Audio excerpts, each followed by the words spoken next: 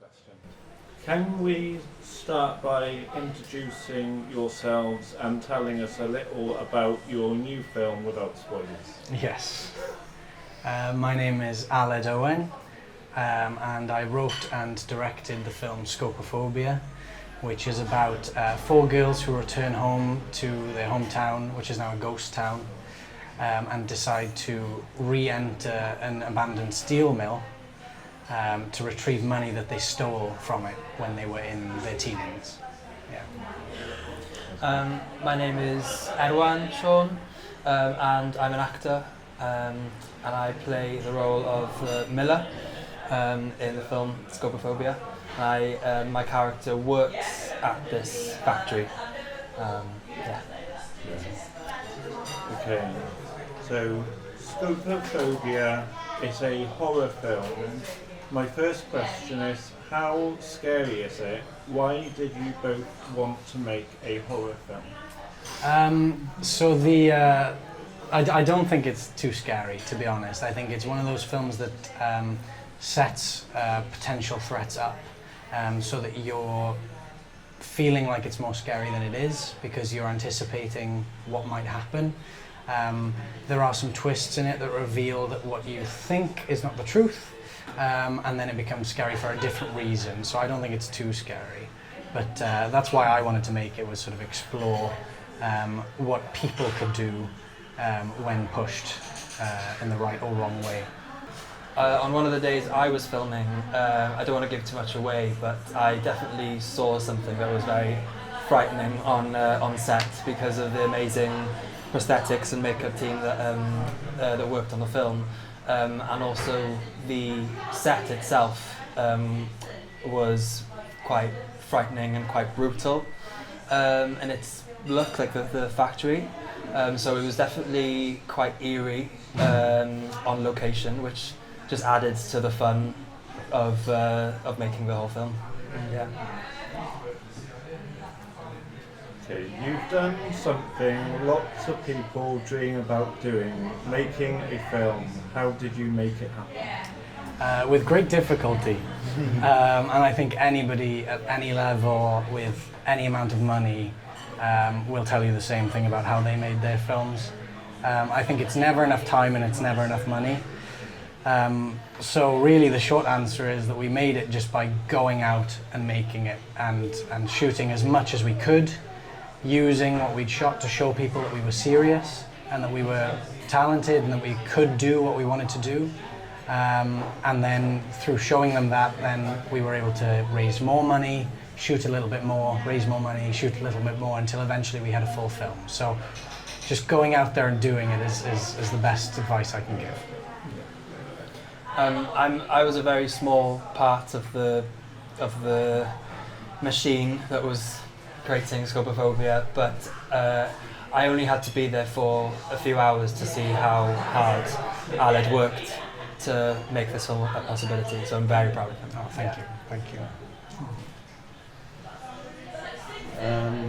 How long did it take from coming up with the idea to filming, and when did you realise you were truly going to make your thing?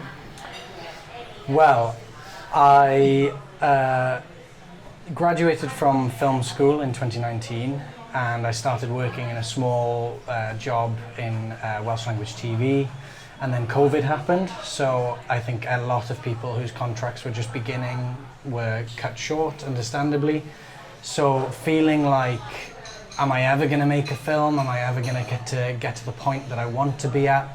I decided to call a friend of mine from film school who is a great producer, Tom Rawding, and basically tell him, when COVID is over, let's make a film, no matter what scale, no matter how much money, no matter what size it is or length it is. So we originally planned to make one of my scripts that I had already written. And as we worked out how much that would cost to film, we realized it was a bit too much. So we already had the wheels in motion for making a film. By the time I had finished writing Scopophobia, I just happened to be also writing that at the time. And I said to Tom, how about this script? I've only just finished it, but I think it could be made for a lot less money than the other script. So actually, it was only a year between finishing the first draft of Scopophobia and filming it, but that's not normal. That only happened because we were already planning on making another film in the first place, so we had lots of the people recruited by then.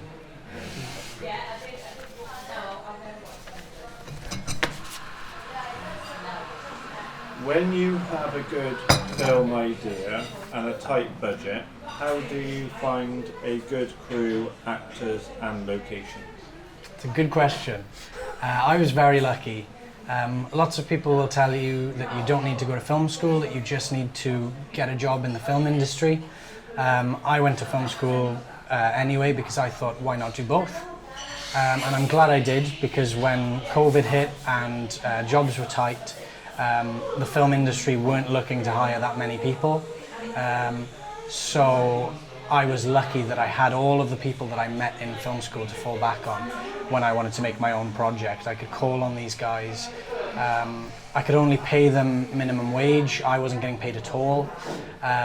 So really they were only there because they were my friends and doing me a favor. And so I had to make sure that I was picking really good, friendly people, because if you're not getting paid enough, you don't want to put up with any bad attitude. So I picked people very carefully, like Erwan here, and just made sure that the vibe on set was really friendly so that they got something out of it. This question specifically for you. Yeah. You've recently been part of a very big budget film set. Which do you prefer? Well, at first I thought, oh, you know, two very different experiences, but actually not that different at all. I think I preferred Scopophobia because it just felt like a group of friends doing a project they're really passionate about. It felt like almost a group of underdogs undertaking this massive task, which felt really fun to be a part of. But I think what I love as well is that it all, both experiences felt very professional still, and they felt like just as big of a scale as each other. So yeah, I'm still so impressed by that. That's interesting. That's great. Okay. What's next for both of you and Melon Films? Well, what's next, I think, depends on what happens with the film. So this year, now that it's complete, we are showing it in different cinemas and theatres. We're sending it out to film festivals. We've been lucky to get into London's Fright Fest, which is a big deal. So really, if distribution companies, streaming services, sales agents, anyone like that becomes interested in our film, what we're hoping then is that they will buy the film from us. They will then try and make their money back by putting it on in cinemas or on Netflix or wherever.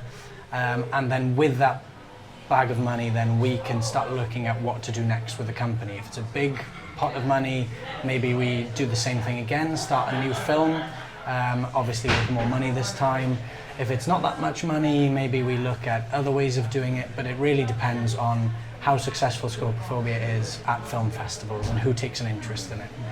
And if it was a success, you're basically saying you might make a Scopophobia 2 kind of. I'm not sure, not to give anything away, but I'm not sure there'd be enough characters left at the end of Scopophobia to make a Scopophobia 2, but I definitely would love to work with some of those actors again in different roles. Yeah. Yeah. The trailer references, I know what you did last summer. What other films influenced you? Yeah, definitely I Know What You Did Last Summer is a big influence.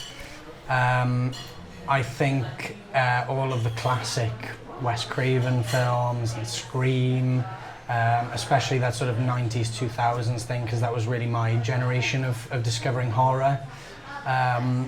I think my generation is typically desensitized to some of the gorier stuff, having seen all of the Saw films way too young.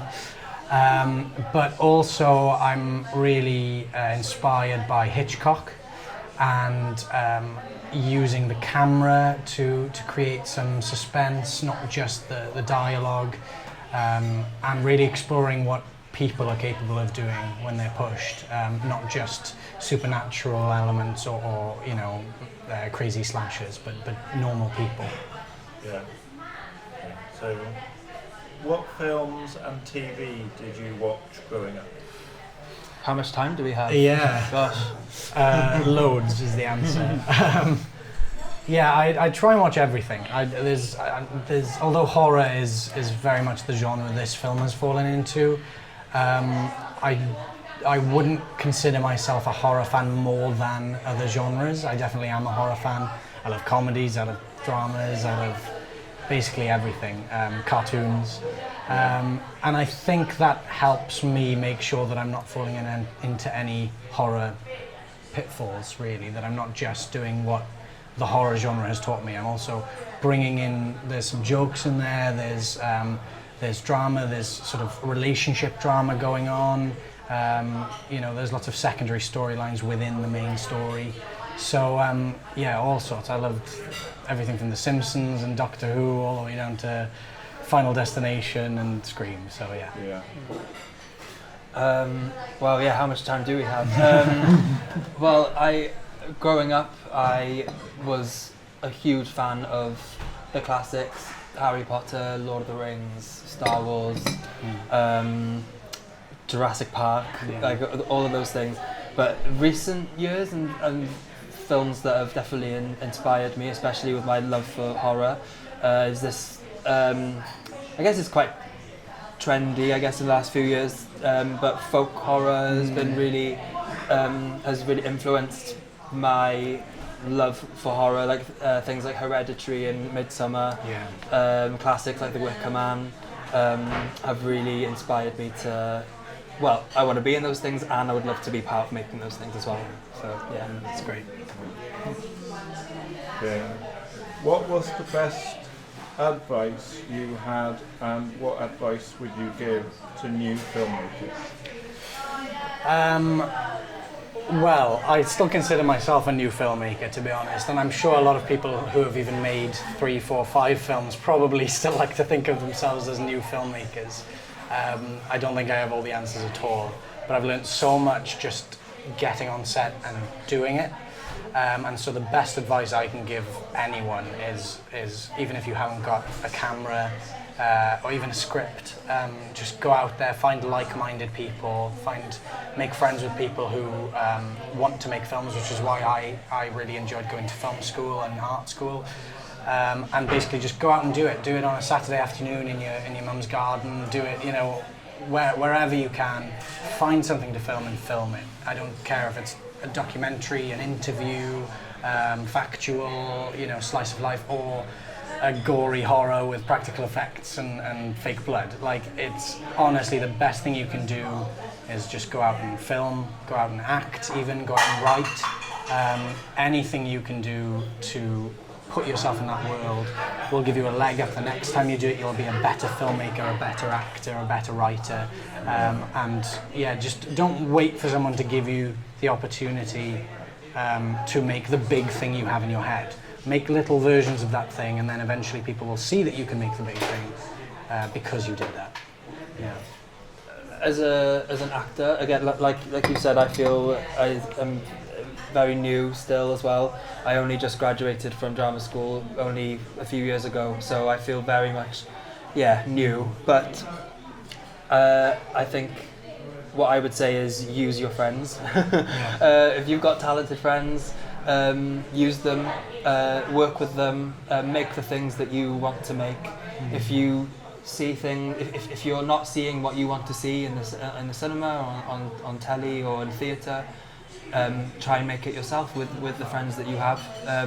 You know, there are resources all around you. And also I'd say be open always to new experiences, you know, whether that's being on set or making your own work, writing your own scripts. Yeah, I think that's great advice, actually. I think a lot of people come out of films and will complain about, oh, the characters should have done this or the writers should have done this differently.